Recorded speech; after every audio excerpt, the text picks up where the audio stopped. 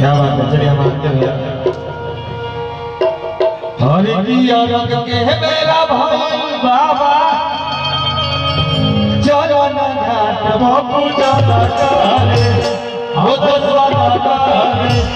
ओरिया के छठी घाट पर दर्शन करे ओरिया के छठी घाट बापू चला करे ओरिया के छठी घाट पर दर्शन करे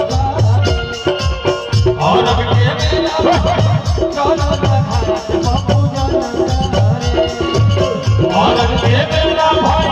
चला घाट बाबू चला करे दर्शन करे ओरिया के छठी घाट बाबू चला करे ओरिया के छठी घाट बाबू चला करे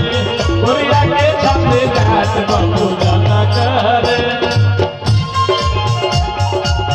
जिया बाबू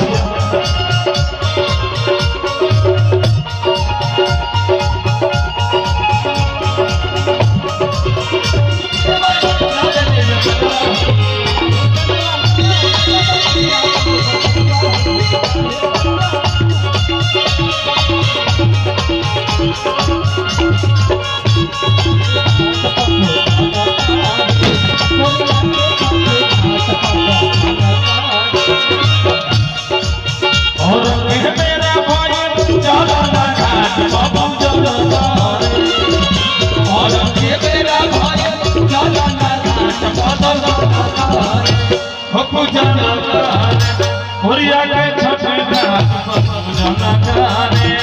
ओरिया के छठी घाट बाबू चला करे